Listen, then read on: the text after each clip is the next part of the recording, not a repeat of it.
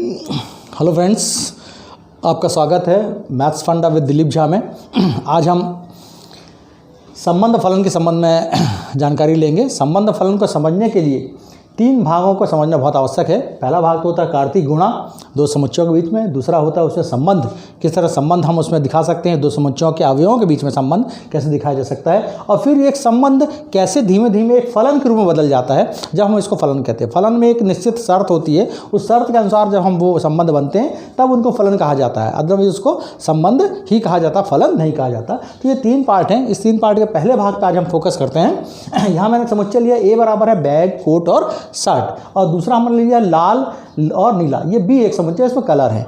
अब यदि यहाँ पर मैं आपसे एक साधारण क्वेश्चन करूँ कि एक हमारे पास बैग है और बैग हम किस रंग के बना सकते हैं, तो यहाँ पे बैग आ जाएगा। बैग लाल रंग का बनाया जा सकता है और बैग नीले रंग का बनाया जा सकता है। मैंने यहाँ कनेक्ट कर दिया, यहाँ ए बनाया है और यहाँ पर एक बी बनाया है। तो बैग को लाल से कनेक्ट कर दिया और बैग को नीले से भी कनेक्ट कर दिया। अब ये सवाल आता है कि कोट को किस कलर से बनाया जा सकता है, तो ऑब्वियसली आपके पास आंसर आएगा कि बैग कोट को भी लाल रंग का और नीले रंग का बनाया जा सकता है। तो कोट को मैंने लाल से कनेक्ट किया है और कोट को नीले से भी कनेक्ट किया है। इसी तरह शर्ट भी हम देखेंगे कि लाल रंग से और नीले रंग से बनाई जा सकती है। तो शर्ट भी तीन भाग में यहाँ पर कनेक्ट है। तो इस तरह से यदि दो समुच्चयों के बीच में कोई संबंध हो, उन संबंधों को उनके अवयवों के बीच में जो एक रिलेशन बनाए या संबंध बने, वो हमको यहाँ पर समझ में आता है कि हम कैसे उसको कर सकते हैं। यहाँ कोई परिभाषित नहीं था, कोई परिभाषा नहीं थी। एक सिंपल चीज़ हमने आपसे पूछी कि किस कलर का बनाना है करके, पर यहाँ एक ऑब्वियस चीज़ दिखती है।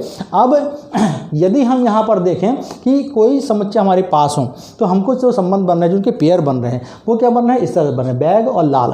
अब ये दो अवयव हमने लिया, पहला पहले समुच्चय से है, दूसरा दूसरे समुच्चय से। और सभी में आप देखेंगे कि पहला वाला जो अवयव है वो पहले समुच्चय से है, दूसरा वाला दूसरे समुच्चय से है। ये हमारा कहलाता है क्रमित युग्म। इसका मतलब है कि दो समुच्चयों के अवयवों के बीच जो संबंध बनकर जो पेयर प्राप्त होता है, जो युग्म प्राप्त होता है, जिसमें क्रम होता है, उसको हम कहते हैं क्रमित युग्म। अब यहाँ आप देख सकते हैं कि हमको कितने क्रमित युग्म मिल रहे हैं। बैग लाल, बैग नीला, कोट लाल और कोट नीला, और इस तरह शर्ट लाल है और शर्ट नीला। ये हमको कुल संबंध यहाँ पर मिल रहे हैं। जिनको हम कहेंगे कि हम इन दो समुच्चयों में से हमको यहाँ पर 6 प्रकार के क्रमित युग्म प्राप्त हो रहे हैं। तो ये जो संख्याएं होती हैं या जो अवयव होते हैं दो समुच्चयों के बीच में, इनको मिलाकर जो हमारे युग्म बनते हैं वो कहलाता है कार्तीय गुणा। ये कहलाता कार्तीय गुणा। तो यहाँ एक सवाल और आपके दिमाग में आएगा कि जब हम गुणा करेंगे तो हमको वास्तव में कितने कार्तीय युग्म बनना चाहिए, कितने हमको ऐसे पेयर मिल सकते हैं जो सही सही हो सकते हैं। तो यहाँ पर जब हम क्रमित युग्म की बात करें तो एक ऑर्डर भी आपको ध्यान रखना है। यदि बैग और लाल आपने लिख लिया है तो लाल और बैग मत करिए, क्योंकि बैग लाल, लाल और बैग फिर अलग अलग युग्म बनाएंगे। उनकी परिभाषा के अनुसार वो कहलाएंगे, अलग अलग कहलाएंगे।